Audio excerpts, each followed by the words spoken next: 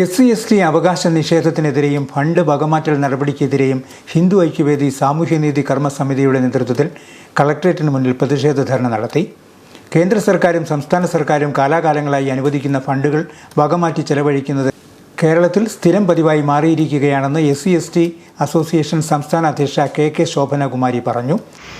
കാലാകാലങ്ങളായി അവശ വിഭാഗത്തിൽപ്പെട്ട പട്ടികജാതി പട്ടികവിഭാഗങ്ങൾക്ക് നൽകി വരുന്ന ആനുകൂല്യങ്ങൾ തടഞ്ഞു വെക്കുന്നതും അവർക്ക് അവസരത്തിന് അനുചിതമായി നൽകാൻ കഴിയാത്തതുമായ ആനുകൂല്യങ്ങൾ മത പ്രീണനത്തിന്റെ പേരിൽ മറ്റ് മതവിഭാഗങ്ങൾക്ക് വാരിക്കോരി കൊടുക്കുന്നതുമായ ചില വിഷയങ്ങളെ സമൂഹ മധ്യത്തിൽ എത്തിക്കുന്നതിന് വേണ്ടിയിട്ടാണ്.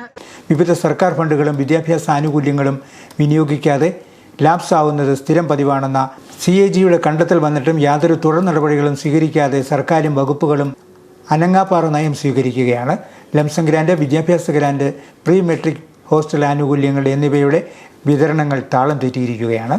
സർക്കാരിൻ്റെ കടുത്ത വീഴ്ചയ്ക്കും ഭരണ കെടുകാര്യസ്ഥതയ്ക്കുമെതിരെ ശക്തമായ ജനകീയ പ്രതിഷേധം ഉയർത്തിക്കൊണ്ടുവരുന്നതിൻ്റെ ഭാഗമായാണ് കളക്ടറേറ്റ് ധർണയെന്ന് മുഖ്യപ്രഭാഷണം നടത്തിയ ഹിന്ദു ഐക്യവേദി സംസ്ഥാന ഉപാധ്യക്ഷൻ പ്രൊഫസർ T. ഹരിലാൽ പറഞ്ഞു. വിവിധ സമുദായ സംഘടനാ നേതാക്കളായ സോമൻ ശിവാർപ്പണം, അനീഷ് N. പിള്ള തുടങ്ങിയവർ ആശംസകൾ അർപ്പിച്ചു.